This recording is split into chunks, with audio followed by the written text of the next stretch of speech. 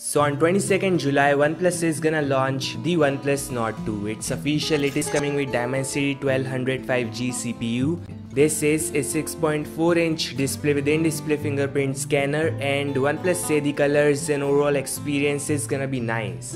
Now official news is Nord 2 is the first device with Oppo X OnePlus ColorOS X OxygenOS integration. The OxygenOS 11.3 is coming with Nord 2 out of the box, has the code base of ColorOS and OxygenOS both.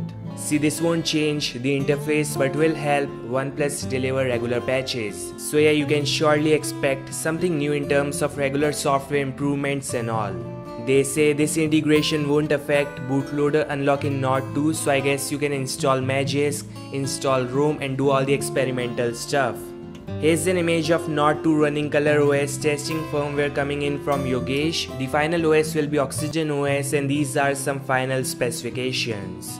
So yeah, with the IMX766 Sony camera, that too with OIS, which OnePlus skipped in the standard 9, flagship level CPU and 90Hz nice looking display, 4500 mAh battery with 65 watts of fast charging. This is gonna be a decent device, I'm saying that. There's one more device coming in, which is the OnePlus Buds Pro. Yeah, I guess this is gonna be a hand wireless earbuds, and I told you guys OnePlus is working on a new device with model P083C. So yeah, this could be it. It is launching along with the Nord 2. Some controversial news coming in from OnePlus about OnePlus 9 series. They say they toned down the performance of a few applications. They reduced the CPU frequency of X1 core in Qualcomm's 888 CPU when running applications like WhatsApp, Facebook and basically all the low-end stuff. The reason they say is reducing power consumption and heat dissipation. See, my thoughts, again I said a few days back, this should be in users' hand via switch. This decision is not OnePlus should make, and that too hiding it from users, the actual buyers of the phone. Yeah, of course their motives were surely nice, but they should be open about it from the starting. Finally, a new device is in the works. OnePlus Pad recently got EU certification and now the same device is confirmed by trademark in China. Chat stations say all the BBK kids are planning for a tablet, so this is likely it. So this is all guys, thanks so much for watching. I'll meet you guys in the next one. Peace out. The OnePlus 9 Pro doesn't have a drastically new design.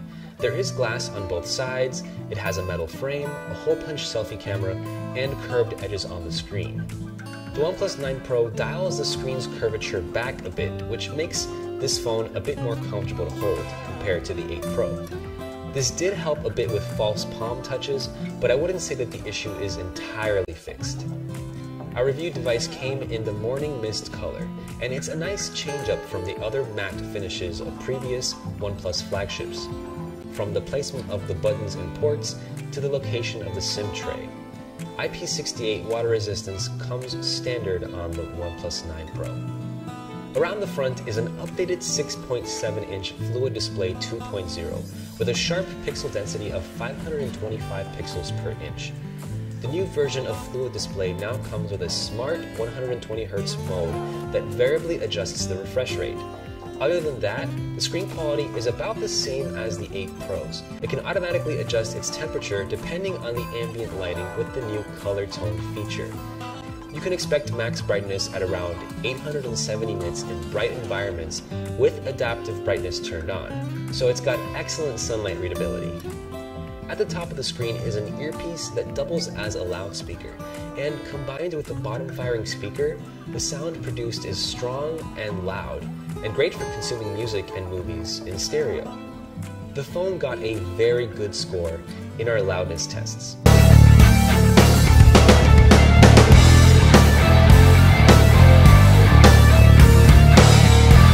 Jumping into software, the OnePlus 9 Pro comes with OxygenOS 11 based on Android 11. This update came with the OnePlus 8T, so we'll just brush over some of the basics. OnePlus phones support always-on screen features with glanceable notifications and even a ticking clock if you want. There's one clock named Insight, which gives a visual representation of how often you're unlocking the screen. On this phone, the in-display scanner works very fast and it's very reliable. If you keep holding the sensor after unlocking, you can set handy shortcuts to open apps or quickly dial a contact. Oxygen OS isn't as stock Android as it used to be, but the Android skin has a lot of useful settings and features that don't sacrifice speed and performance. The Snapdragon 888 powers the 9 Pro, which means you'll get some of the best smartphone performance in the market today.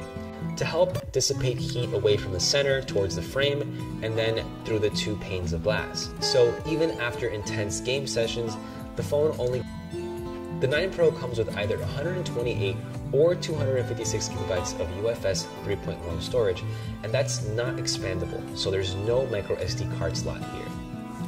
The OnePlus 9 Pro has a 4500 mAh battery, and in our testing, the phone received an overall score of 86 hours in our battery endurance tests. The included Warp Charge 65T adapter will fully recharge the 9 Pro super quickly, in just 32 minutes. OnePlus introduces 50-watt wireless charging on the 9 Pro.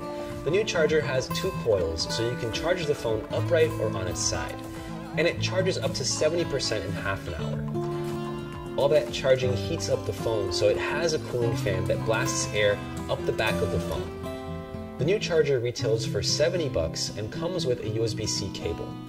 You'll have to use the adapter included with the 9 Pro to get all 50 watts of wireless power. Luckily, there's a bedtime mode that will keep the charger quiet, but you do lose out on warp charging while it's active. As I mentioned in the beginning, OnePlus collaborated with Hasselblad this year to show that it's taking its photography proposition seriously. Hasselblad helped with the tuning of the sensors and tweaking of the color. The camera app itself does get some Hasselblad tweaks like signature orange shutter button, and the dials in the Pro mode are made to mimic the feel of the dials of a Hasselblad. The main sensor is a 48 megapixel Sony IMX789 with omnidirectional phase detection autofocus. The ultrawide camera is a 50 megapixel sensor with a 14mm ultra-wide angle lens. There's an 8 megapixel telephoto camera that shoots at 3.3 times zoom. And finally, there's a 2 megapixel monochrome camera for black and white photos. Daytime images from the main camera are good, but they don't show signs of improvement considering the partnership with Hasselblad. We're seeing lower levels of detail and higher noise than on the 8 Pro. Sharpening was also dialed up to compensate for the added noise. Color performance is kind of mixed. Images don't look as natural as they say. Sometimes the camera will oversaturate the skies and foliage, and white balance is generally cooler when shooting out in daylight. Also, the 9 Pro tends to underexpose, which crushes details in the shadows. Though the hardware is more impressive this year on paper, the processed daytime photos were not at the same level that the 8 Pro was. The ultra-wide camera sees significant improvement all around. The 50 megapixel sensor is larger, and the freeform lens really delivers on its promise to minimize distortion around the edges. See? No curvy lines.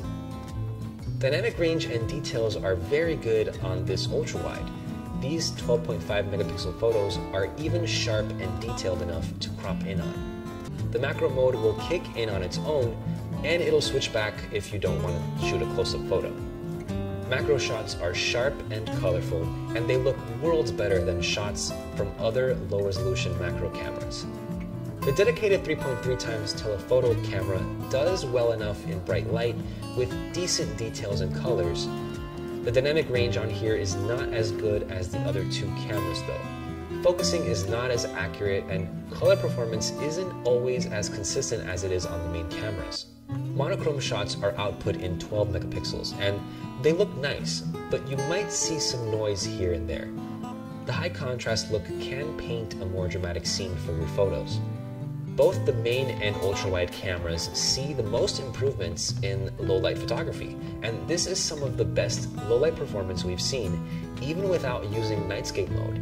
The new main sensor can take images with high ISO while keeping images clean and free of heavy noise, and you can get away with never even having to enable nightscape, unless you're shooting in super dark conditions.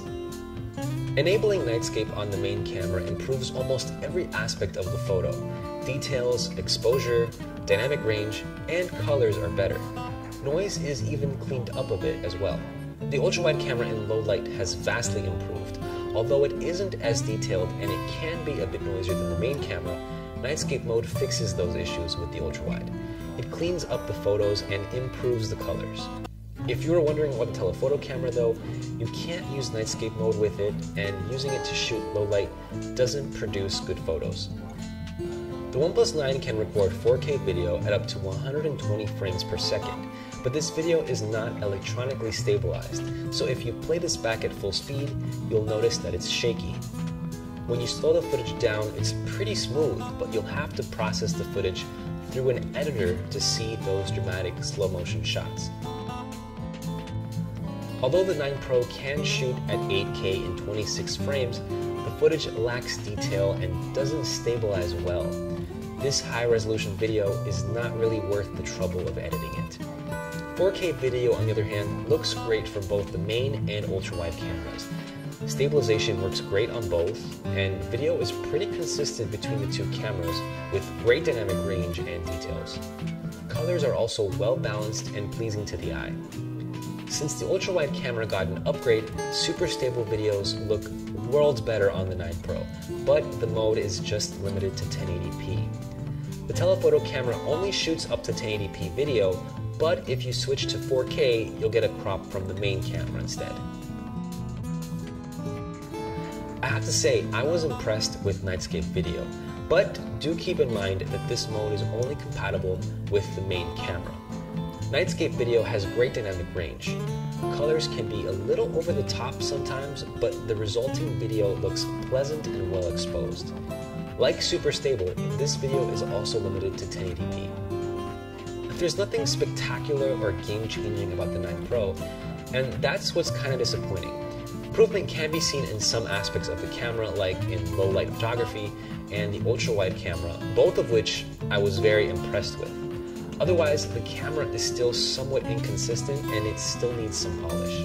But battery life is just average for its class. So even with the Hasselblad partnership, OnePlus still doesn't deliver that same polish that other OEMs